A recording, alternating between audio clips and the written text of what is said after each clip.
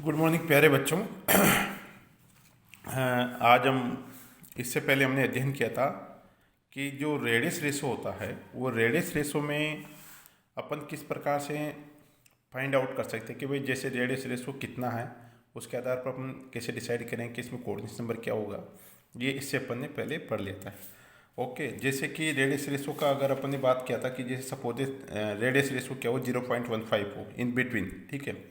0.15 हो, इससे कम हो तो क्या होगा, कोऑर्डिनेशन नंबर 2 होगा। यानी कि ये ध्यान रखिएगा, यानी कि कोऑर्डिनेशन नंबर 2 होगा और क्या होगा, लीनियर स्ट्रक्चर बनाएगा, ठीक है। अगर रेडियस रेशो 0.15 से 0.225 इन बिटवीन होगा तो रेडियस रेशो क्या हो जाएगा, जो रेडियस रेशो होगा उसके आधार पर धनायन की जो कोऑर्डिनेशन नंबर संख्या होगी वो 3 होगी, कहने का मतलब, ठीक है। यानी कि कहने का मतलब प्रत्येक जो धनायन होगा वो 3 ऋणायन के द्वारा घिरा होगा, ठीक है। तो डियर स्टूडेंट्स, ये इंपॉर्टेंट है कि आपको ये याद करना पड़ेगा। This is the very simple, यानी कि 0.15 मीन्स दैट कोऑर्डिनेशन नंबर 2 है। 0.15 से 0.225 इसका मतलब कोऑर्डिनेशन नंबर 3 है, ठीक है। 0.225 से 0.414 है, इसका मतलब कोऑर्डिनेशन नंबर 4 है, ठीक है। ये ध्यान रखना, 4 का मतलब प्रत्येक धनायन, जो प्रत्येक धनायन होगा 4 ऋणायन द्वारा गिरा रहेगा और वो क्या होगा, टेट्राहेड्रल कंडीशन में होंगे, कहने का मतलब, ठीक है। तो इस प्रकार हमने देखा था। और 0.414 से 0.732 है, इसका मतलब कोऑर्डिनेशन नंबर 6 है। प्रत्येक धनायन 6 ऋणायन के द्वारा गिरा हुआ होता है। पोजीशन जो है ऑक्टाइडल होगी, यानी कि स्ट्रक्चर क्या होगी, ऑक्टाइडल कंडीशन में होगी, कहने का मतलब, ठीक है। तो ये चीज़ें अपन ने डिस्कस की थी, ठीक है। अब यहाँ पे अपन कुछ रेडियस रेशो कई बार पूछ लिया जाता है, तो यहाँ पे एक इम्पोर्टेंट मैं ले रहा हूँ। जैसा कि रेडियस रेशो 0.732 या इससे अधिक है तो उसकी अपन कैलकुलेशन करनी है, कहने का मतलब, यानी कि 0.732 है तो इसमें क्या होगा, कोऑर्डिनेशन नंबर 8 होगा एक, तो ये ध्यान रखना, कहने का मतलब, ठीक है। और प्रत्येक धनायन एक घनी संरचना में 8 ऋणायनों के द्वारा घिरा रहता है, कहने का मतलब ये, ठीक है। ये ध्यान रखें। तो यहाँ पर डियर स्टूडेंट्स, क्यूबिक फॉर्म में ये तो है धनायन का कंडीशन, कहने का मतलब, ठीक है। और इसके जो ए बी और सी डी ये है ऋणायन, है ना, ये ध्यान रखना। तो यार इनके ऊपर, यानी कि जो ये वाली पोजीशन है ये ऊपर उठा हुआ होता है जो धनायन होता है। तो इस प्रकार यहाँ पे ए बी सी डी, है ना, और वो, यानी कि कहने का मतलब ये क्या शेप हो जाती, स्क्वायर पिरामिडल। स्क्वायर पिरामिडल का मतलब ये है डियर स्टूडेंट्स, यानी कि जैसे ए बी सी डी, और ये जो ये वो है, यानी कि जो धनायन है ये क्या है, ऊपर उठा हुआ है, ऊपर उठा हुआ है। तो इधर से ये एक स्क्वायर पिरामिड शेप में आपको दिखाई देता है एक्चुअली में, अगर अपन 3D में देखेंगे तो, ठीक है। ये एदियम धनायन, जो धनायन के केंद्र से फलक ए बी सी डी पर एक लंब, यानी कि ए बी सी डी, है ना, तो एक लंब डाला, कहने का मतलब लंब ओपी डालें, ओपी, ठीक है। तो ओ और पी और डी एक समकोण त्रिभुज हो जाएगा, कहने का मतलब ये, है ना, समकोण, यानी कि समकोण त्रिभुज, कहने का मतलब ये है ओ पी, यानी कि ए बी सी, एक तो ये कर दिया इन्होंने, ठीक है। अब यहाँ पे ये लंब बता रहे हैं ना, ये इसको अगर आपने टच कर दिया ऐसे, ठीक है, तो ओ पी डी, है ना, ये क्या हो गया, एक समकोण त्रिभुज हो जाएगा। यहाँ से पहले लंब डालने के बाद में ओ पी और डी, यानी कि क्या हो गया, समकोण त्रिभुज हो गया, कहने का मतलब, ठीक है। तो यहाँ पर देखना डियर स्टूडेंट्स, तो त्रिभुज के लिए पहले, है ना, जैसा कि अगर अपन कैलकुलेशन करेंगे तो ओ पी डी के लिए अगर ओ पी डी की बात करें अपन, है ना, तो यहाँ देखना ओ और डी, ओ डी इक्वल क्या हो जाएगा, ओ डी, तो यहाँ पे हो जाएगा O P square plus O P square plus P D square, है ना, ये ध्यान रखना, ये हो गया। ठीक है, यानी कि ओ बी डी, इसके अगर अपन बात करेंगे तो ओ डी बराबर O P square plus P D square हो गया खाने के अंदर। ठीक है, ये ध्यान रखना। अब आपको करना क्या है, यहाँ पे देखना ओ डी बराबर आर प्लस आर नेगेटिव है, चूंकि वो घन का केंद्र है, अतः ओपी का मान घन की किसी भुजा मान ए डी बिल्कुल सही है। यानी कि यहाँ ओ क्या है, घन का केंद्र है, और ओपी का मान यानी कि ये और ये किसी भुजा मान ए डी के आधे यानी कि इसके आधे के बराबर होगा, बिल्कुल होगा। तो यहाँ पे इसको लिख सकते हैं अपन ए डी पूरा ले लिया अपन ने, ठीक है ना, तो अपन इसको लिख सकते हैं 2r माइनस या ओ पी बराबर, है ना, ओ पी बराबर क्या हो जाएगा, या ओ पी बराबर आर माइनस हो जाएगा। ठीक है, ओके, कोई दिक्कत नहीं है।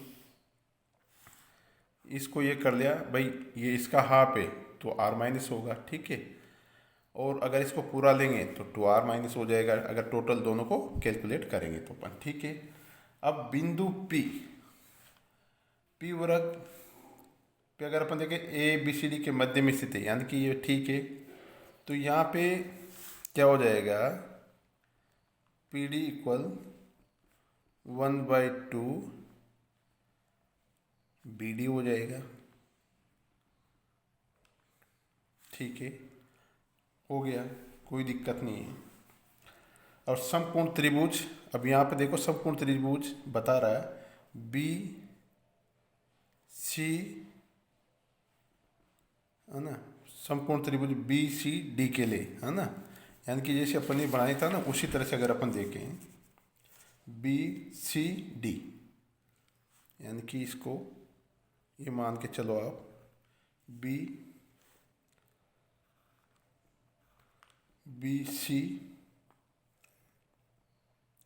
सी और डी, है ना, तो यहाँ पे देखते हैं अगर बी सी डी के लिए तो बी डी बराबर, तो यहाँ पे हो जाएगा बी डी इक्वल बराबर बी डी स्क्वायर बराबर C D square plus B C square हो गया। ठीक है, तो अब इसको अगर अपन बी डी बराबर लिखेंगे तो रूट ऑटोमेटिक हो जाएगा, यानी कि C D square plus B C square. ठीक है, अब यहाँ पे देखते हैं कि बी सी, है ना, बात वही हो जाएगी बी सी की अगर अपन बात करेंगे, बी सी बराबर हो जाएगा सी डी। ठीक है, सी डी हो गया बराबर 2r माइनस, है ना, और इसमें क्या हुआ, यहाँ पे अगर आप देखोगे बी डी बराबर अगर अपन लिखेंगे यहाँ पे रूट, यानी कि 2r minus square plus 2r minus square. ठीक है, तो अब अगर इसको लिखेंगे तो क्या हो जाएगा, अगर इसको खोल के अपन ने लिख दिया 4r minus square plus 4r minus square, या इसको ऐसे भी लिख सकते हैं अंडर रूट, अगर इसको अपन ऐसे भी लिख सकते हैं under root 8r square minus, ठीक है। इस तरह से अब इसको अपन फाइनली ऐसे भी लिख सकते हैं, 2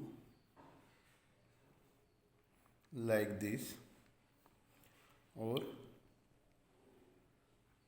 2r स्क्वायर माइनस, ऐसे भी अपन इसको लिख सकते हैं, ठीक है। अब यहाँ पे देखते हैं BD का मान, है ना, BD का मान, BD का मान, BD का मान अगर यहाँ पर अपन दो मान लेते हैं, BD का मान समीकरण 2 में रखने पर, ध्यान रखिएगा, है ना, रखने पर, तो क्योंकि यहाँ पे देखते हैं ना, और यहाँ पे ये वाली, तो इसको यहाँ कैप्ट कर देंगे, यहाँ पर रख देंगे, ठीक है। तो अगर इस तरह से अगर अपन रखते हैं तो यहाँ पर देखना,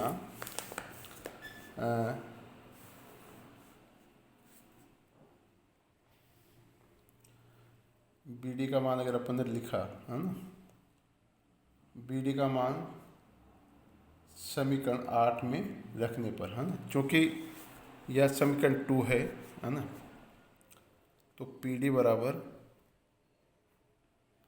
PD इक्वल 1/2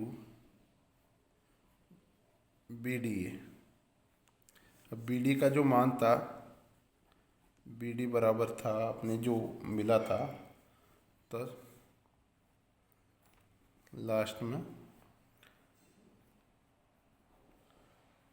ये था। अब इसको यहाँ रख दिया, इसमें रख दिया, तो PD बराबर 1/2 इंटू अंडर स्कोर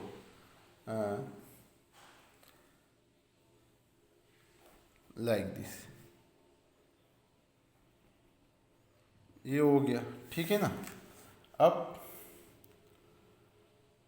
यहाँ पे देखते हैं अपन, भाई अगर इसको फाइंड आउट करके अपन लास्ट जो वैल्यू मिलेगी अपन को 2, ये हो गई, है ना। अब यहाँ पे कहने का मतलब ये है, समीकरण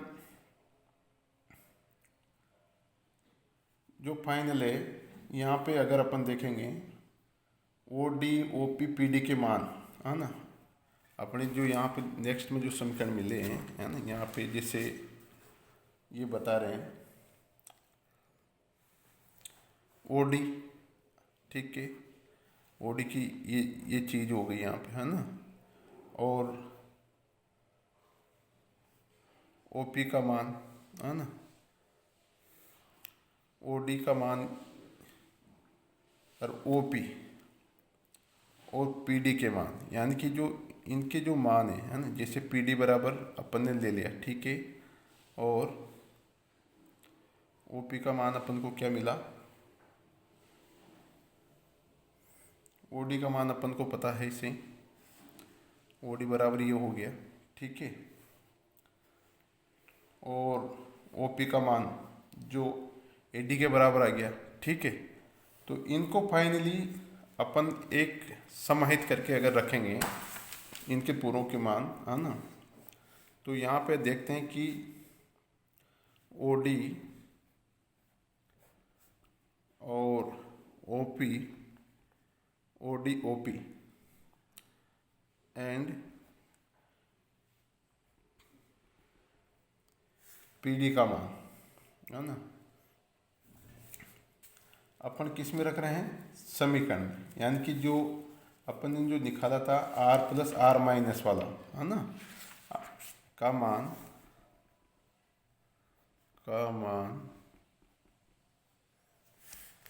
समीकरण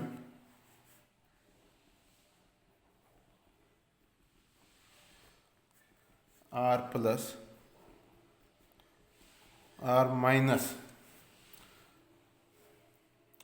इक्वल लाइक दिस, अगर इसको अपन लिखेंगे R square minus plus 2 r² minus equal अगर निकालेंगे तो √3 r² माइनस बराबर 3 r माइनस में अगर रखते हैं, ठीक है, तो अपन को मिलेगा r प्लस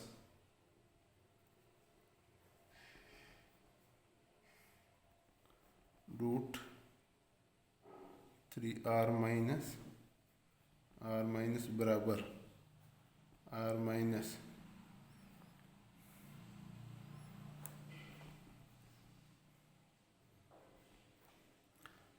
तो बराबर जो वैल्यू मिलती है अपन को r माइनस 1.732 माइनस 1 या r प्लस बराबर मिलेगा अपन को 0.732 r माइनस।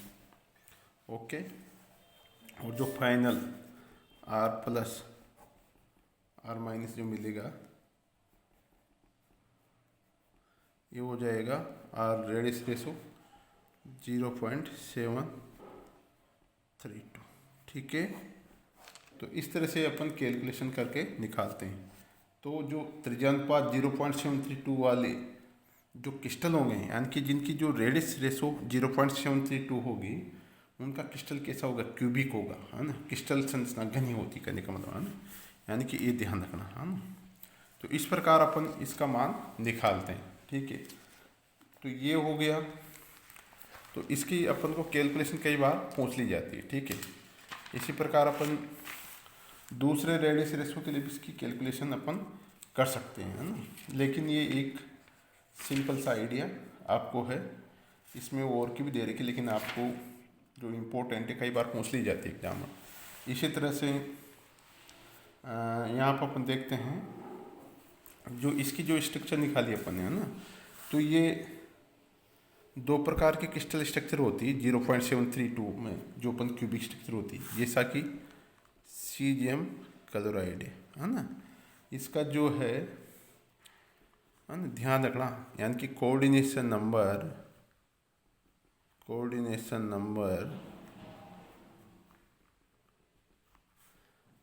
क्या होता है, 8:8 होता है ना।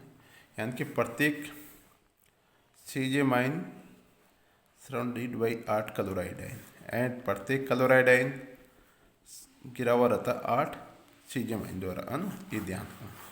एक तो ये हो गया। इस प्रकार की जो स्ट्रक्चर पाई जाती है वो सीजियम के साथ में जो क्लोराइड है, ब्रोमाइड व आयोडाइड में इस प्रकार की स्ट्रक्चर पाई जाती है ना। दूसरे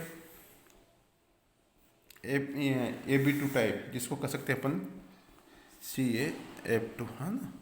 इस प्रकार की जो स्ट्रक्चर होती है ना, तो इसमें कोऑर्डिनेशन नंबर होता 8:4, है ना। कहने का मतलब ये है, यानी कि प्रत्येक धनायन 8 ऋणायन द्वारा गिरा होता है, यानी कि प्रत्येक धनायन, यानी कि कैल्शियम 8 फ्लोराइड आयन द्वारा गिरा हो रहेगा, और फ्लोराइड आयन 4 कैल्शियम आयन द्वारा गिरा रहता है। ये ध्यान रखने का मतलब, यानी कि धनायन से जस्ट ऋणायन की संख्या ज़्यादा होती है, कहने का मतलब। ठीक है, और ये भी देखा गया है कि प्रत्येक ऋणायन केवल 4 धनायनों द्वारा एक टेट्राहेड्रल फॉर्म में होगा, प्रत्येक ऋणायन, है ना, गिरा रहता है, और इसी कारण से इसको फ्लोराइड संरचना के नाम से भी जाना जाता है ना। और इस प्रकार की जो स्ट्रक्चर होती है CF2 के अतिरिक्त, यानी कि जैसे लेंथिनाइड और एक्टिनाइड में भी पाई जाती है। ठीक है, और एंटी फ्लोराइड स्ट्रक्चर भी अपन कर सकते, जैसे यहाँ CF2 है, वहाँ पे Na2S होते हैं, Na2S K2S, ये क्या करते हैं, एंटी फ्लोराइड स्ट्रक्चर का फॉर्मेशन करते हैं, कहने का मतलब। ठीक है, तो डियर स्टूडेंट्स, आज जो हमने पढ़ा है दिस द वेरी इंपॉर्टेंट, और जो इसमें ज़्यादातर क्वेश्चन पूछा जाता है in between radius ratio, on behalf of the radius ratio we have identify number of coordination numbers. Okay, यानी कि रेडियस रेशो के आधार पर अपन ये पता लगा लेते हैं कि भाई इसका कोऑर्डिनेशन नंबर क्या होगा, इसमें कितने धनायन उपस्थित होंगे, कितने ऋणायन उपस्थित होंगे। दूसरा जो इम्पोर्टेंट ये है, on behalf of the radius ratio we have find out that which type of structures am this ionic solids. Okay, तो डे स्टूडेंट्स ये वेरी इंपॉर्टेंट है और अपन को ये आना चाहिए। Thank you very much.